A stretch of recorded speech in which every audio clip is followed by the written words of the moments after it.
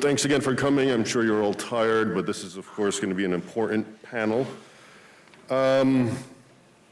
Each of us, of course, are going to be discuss the three panelists here, of course, will be discussing their own particular things. And I figured, as usual, to give a brief recap of how we got here. My forte is history, and I think a lot of people are, a lot of Copts as well, are not too familiar with their own history and Islam's history, Islam's entrance into Egypt, its opening, Futuh, in Egypt. So I'll just run through 14 centuries in about 5-10 minutes, and then I'll hand it over. So one of the things that always interests me, and I think a lot of people forget, is how fundamentally Christian Egypt was, and the entire Near East, Iraq and Syria. That's really the cradle of Christianity, but it's not just that it was born there and then it went to Europe and got snuffed out in the Middle East. It was actually, when you look at the early history of the church and theology and ecclesiology, it all comes down from the Middle East, and especially Egypt. When you look at the very first councils, the Council of Nicaea and so forth, that it was full of Alexandrians and Egyptians. And the church fathers, we often think of St. Anthony, monasticism is often attributed to Egypt, correctly, to St. Anthony and others. But also, if you look at the very first, the Christian creed, the Nicene Creed, was written or articulated mostly by an Egyptian, which is Athanasius. And the guy that they were fighting against, the heretic Arius, was also Egyptian. So the point is, people often forget how fiercely Christian Egypt was and the entire Middle East before the advent of Islam.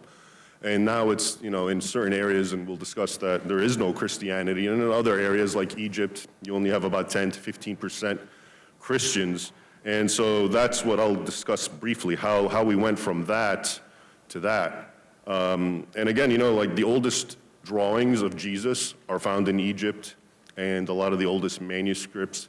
So again, it's really interesting to think that this nation that is now a bastion of Islam and Ikhwan and brotherhood was not just the home or one of the earliest home of Christianity, but also one of the articulators of early Christian theology. Even the father of Western theology, St. Augustine, was a North African from Tunisia or Algeria, one of Rashid's kinsmen.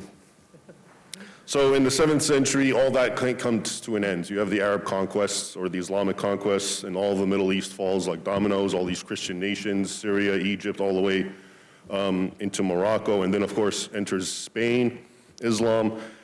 And then what most people don't know is the history and that manifested itself under Islam is not unlike ISIS. So think of what ISIS did in Syria and Iraq and elsewhere. And we were told that has nothing to do with Islam.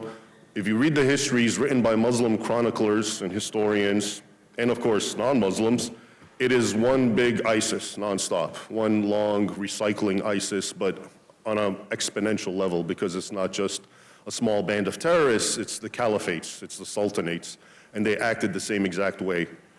For example, one of the very first battles in 636, the Battle of Yarmouk in Syria, right before it, if you study the Arabic texts, as I have, they have an anecdote where the Muslims, before they fought the Eastern Romans, the Byzantines, they bring out 1,000 Christian captives, and they knock them down and behead them. And it's just like an ISIS video, except 1,000, not 21, as with the Copts, for example. So you have the destruction of churches, as some of us know, under one Caliph, Hakim Bamrullah, a Fatimid Caliph in Egypt.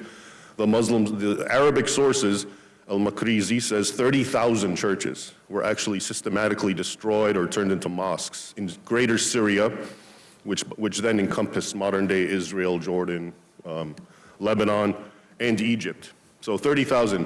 And when you read translations of this in English, they change it to 3,000. And it's simply because they can't believe that it was 30,000. But if you look at the Arabic, it is 30,000. Okay? Now, and we're told this is the mad caliph in history, as if what he did was an aberration. Well, certainly what he did was extreme. Not many caliphs or sultans destroyed that many churches. but it was emblematic of the overall persecution and nature that unfolded in these lands under Islam. It was always an ebb and flow. You have the radical sultan or caliph who persecutes, and then you have the mob who takes advantage of it. Then you have the caliph who doesn't really care, and it gets a little better for Christians as well as Jews during the time. And now we move to the context. The more important aspect is Sharia law, Islamic law. And this is, I won't get into the technicalities of how it's articulated, but basically within it you have all these strictures that are inherently non-Muslim, anti-kafir, kufr, infidel. So for example, you can't build churches, you can't renovate churches that are falling apart. That's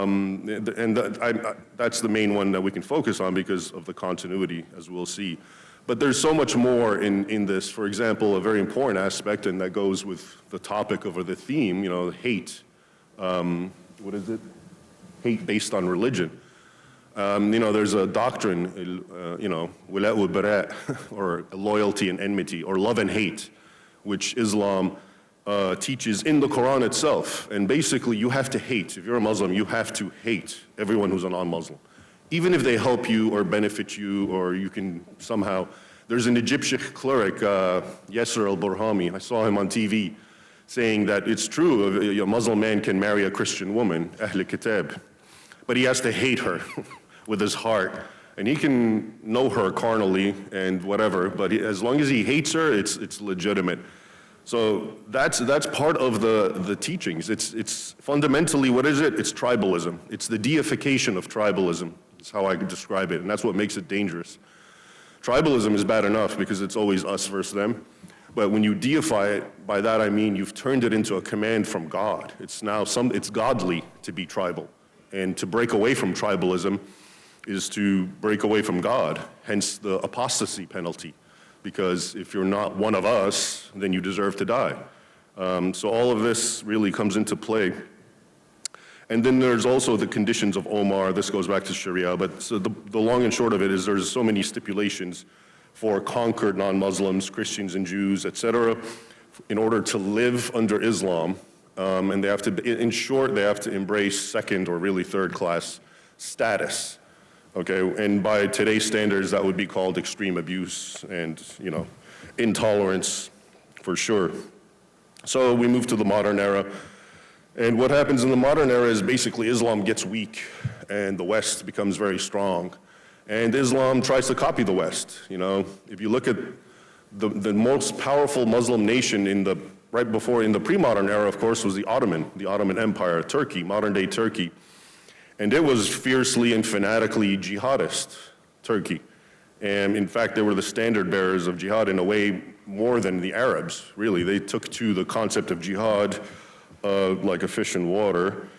But when in the 20th century, they got rid of the Arabic script, they completely secularized, and they adopted the Roman alphabet.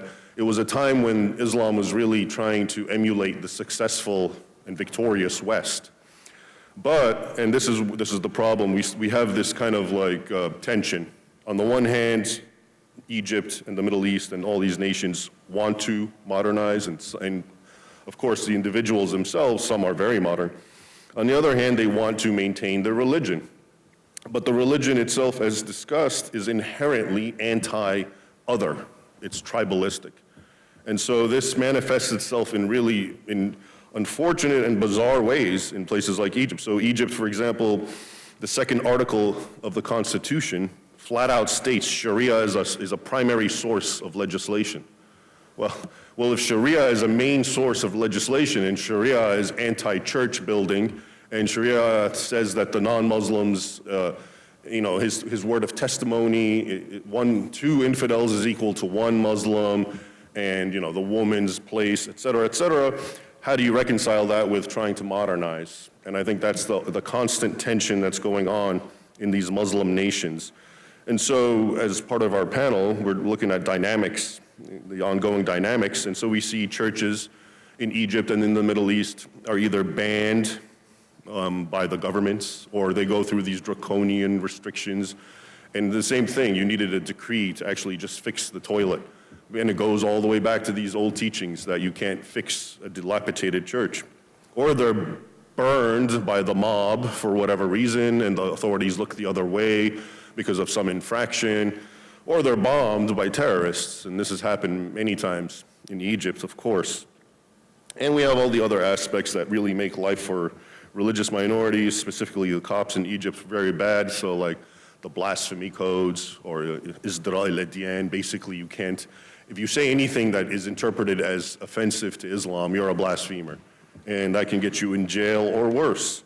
And of course we know the situation, we've heard a whole session about what's going on with women and the general discrimination all in all. So ultimately this is, I think, what all the three august guests with me here will be discussing, and we'll be asking some questions and trying to make sense of it all, how we can, this sort of tribalistic mentality that is just ingrained in the religion, how does Egypt and the Middle East in general get past that so that non-Muslims can be treated fairly and equally?